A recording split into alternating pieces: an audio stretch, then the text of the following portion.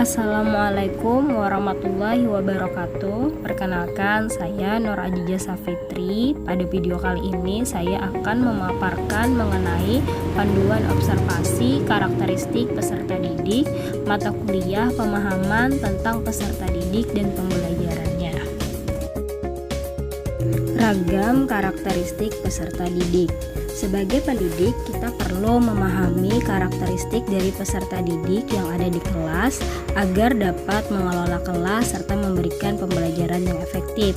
Karakteristik peserta didik dapat diartikan sebagai keseluruhan pola kelakuan atau kemampuan yang dimiliki peserta didik sebagai hasil dari pembawaan dan lingkungan. Informasi terkait karakteristik peserta didik sangat diperlukan untuk kepentingan dalam perancangan pembelajaran. Suatu proses pembelajaran akan dapat berlangsung secara efektif atau tidak sangat ditentukan oleh seberapa tinggi tingkat pemahaman pendidik tentang karakteristik peserta didiknya. Karakteristik peserta didik meliputi etnik, kultural, status sosial, minat, perkembangan kognitif, kemampuan awal, gaya belajar, motivasi, perkembangan emosi, perkembangan sosial, perkembangan moral, serta perkembangan fisik. Pertama, etnik. Pada sekolah dan kelas yang kita ampu mungkin saja terdapat peserta didik dengan multi etnik atau suku bangsa. Data tentang keberagaman etnis di kelasnya menjadi informasi yang sangat berharga bagi pendidik dalam menyelenggarakan proses pembelajaran. Aspek yang diamati pada bagian etnik ini adalah siswa dapat menyebutkan asal sukunya. Yang kedua, ada kultural. Budaya yang ada di masyarakat kita sangatlah beragam seperti kesenian, kepercayaan, norma, kebiasaan, dan adat istiadat. Peserta didik yang kita hadapi mungkin berasal dari berbagai daerah yang tentunya memiliki budaya yang berbeda-beda. Sehingga kelas yang kita hadapi, kelas yang multikultural. Pendidik dalam melakukan proses pembelajaran harus mampu menyikapi keberagaman budaya yang ada di sekolahnya atau kelasnya.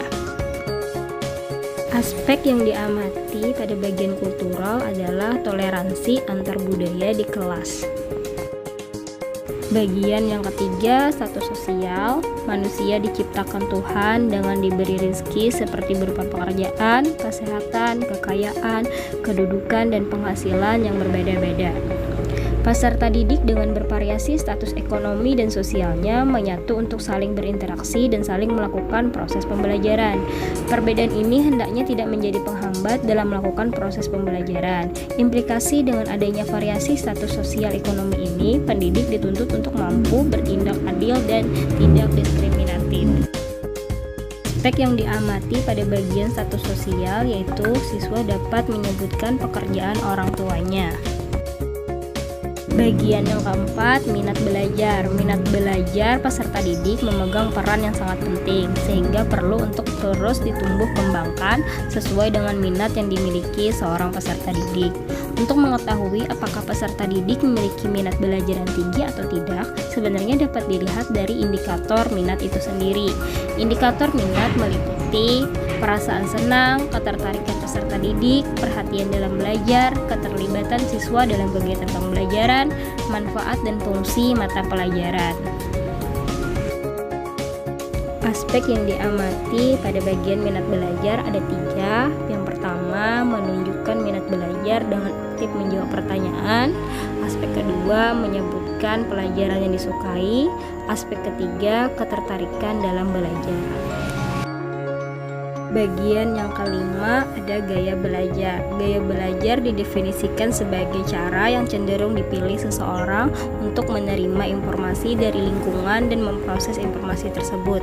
Gaya belajar terdiri dari 4 macam, yakni visual activity, drawing activity, writing activity, dan motor activity. Aspek yang diamati pada bagian gaya belajar ada 4. Yang pertama, visual activity. Peserta didik membaca, memperhatikan gambar, peragaan media ajar, menonton video pembelajaran, percobaan, atau mengamati pekerjaan orang lain. Aspek yang kedua, drawing activities. Peserta didik membuat gambar, membuat grafik, peta, dan diagram. Aspek yang ketiga, writing activity. Peserta didik melakukan kegiatan menulis, misal menulis cerita, karangan, dan laporan hasil diskusi. Aspek yang keempat, motor activity. Peserta didik melakukan kegiatan percobaan, membuat konstruksi, dan membuat proyek. Bagian yang keenam ada pengetahuan awal. Konsep pengetahuan awal adalah sekumpulan pengalaman, sikap, pengetahuan, bahkan keyakinan yang telah dimiliki oleh individu yang diperoleh dari pengalaman sepanjang hidupnya yang akan digunakan untuk mengkonstruksi pengetahuan dan pengalaman barunya. Aspek yang diamati pada bagian pengetahuan awal ada dua. Yang pertama, menceritakan pengalaman dalam belajar hal baru. Aspek yang kedua, membangun pengetahuan sendiri. Bagian yang ketujuh ada motivasi. Motivasi belajar merupakan daya penggerak aktif atau dorongan bagi siswa yang mampu memberikan semangat, gairah, dan keinginan untuk melakukan suatu kegiatan belajar. Siswa yang memiliki motivasi belajar akan memiliki dorongan yang sangat besar untuk melakukan kegiatan belajar yang pada akhirnya akan memperoleh hasil yang lebih baik. Aspek yang diamati pada bagian motivasi ada dua. Yang pertama, belajar dengan sungguh-sungguh, yaitu memperhatikan penjelasan guru dan menjawab pertanyaan guru. Aspek yang kedua, semangat dalam belajar, yaitu aktif bertanya kepada guru dan aktif mengemukakan jawaban atau ide dan pendapatnya.